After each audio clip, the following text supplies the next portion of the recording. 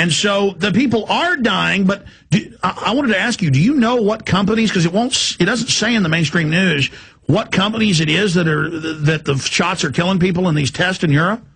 Well, I think all the companies that are making the bird flu vaccine are actually testing people to see if it does kill them. I think that was the intention, for them to test this vaccine in the homeless people. And by the way, yes, it's in the mainstream media in the UK, telegraph.co.uk.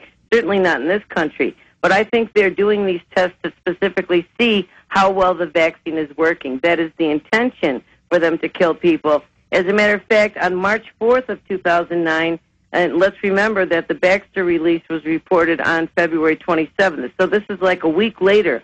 They had a conference, an emergency management summit agenda that took place in, let's see, I believe it was Colorado, yes. And this is what one of their minions, a PJ Havis Cover, mental health professional and program coordinator, stated that community memorial services are very important. When you're talking to people, voice your appreciation for those in quarantine. Talk about how they're hometown heroes and doing what they need to be doing in order to protect the community. So they're already telling people, get ready for quarantine. So obviously the people within the government's FEMA type of organizations already know what's coming. My God. And what is the source of that bombshell you just dropped? Citizens for Legitimate Government. www.legitgov.org. No, I know who they are. They're saying they were at the meeting and are reporting this? Yes, that's what they're reporting this in this article that I have. Well, I know I know we've had reported here that emergency managers in Illinois and Indiana are being told, get ready for mass graves, get ready for mass death, bird flu. That was just 3 weeks ago. I'd forgotten about that big report that we covered here on air. And we know they're constantly hyping this, but they tried to claim smallpox was about to be released in 2002, tried to make the police take it. They refused. So, my issue here is that when you pull back from all of this and you know that there's been tens of thousands of declassified chemical, biological, radiological, lethal tests, not just syphilis and Tuskegee that everybody knows about, but biologicals in New York subways, death results, details remain classified. That's mainstream Reuters, AP. Spraying the ship channel in San Francisco, killing people, plague bombs released in Scotland, killing people, headlines, every square inch of England's been sprayed with chemical, biological, radiological, London Guardian. It's all in the end game when you know they took U.S. troops, radiated them to death, gave them biological weapons, injected them with sarin and VX nerve gas to kill them, and then told their family they died in a car wreck or died of flu.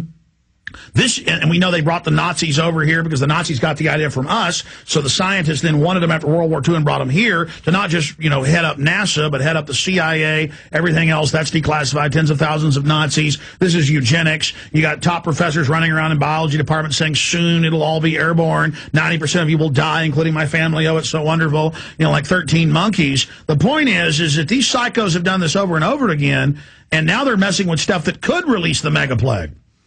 Well, exactly, and this is all being done intentionally under Title 50 of the U.S. Code. Go to your local library, folks. Look up U.S. Code, Title 50, Chapter 32, Section 1520 and 1524, where the Department of Defense can use human subjects for testing of chemicals. And by the way, people don't know how to read that. They pull up U.S. Code Title 50, U.S. Code Title 50, Chapter 32. Yeah, subsection 1528, paragraph B. Correct. Right. Okay, I've got to get in the brain focus to bring that up. In there, it says you're not allowed to do it without consent unless it's for government testing, and then list other things. And people read it and say, it says they can't do it, except for whenever they want. Well, actually, it's very funny because the initial one was written in the 1960s, and I actually learned about this on C-SPAN. A caller called in, and of course, C-SPAN has millions of listeners. And so in April of 2000, they repealed it. But just like they always do, what they did is not only loophole it back in, but actually add things. That there's restrictions on the use of human subjects for testing of chemical or biological agents. Here are the exceptions. Any peaceful purpose related to a pharmaceutical, agricultural, industrial, or research activity, any purpose directly related to protection against toxic chemicals or biological weapons, or any law enforcement purpose, including riot control. So they loopholed everything back in and then added the riot control aspect on there. That's right.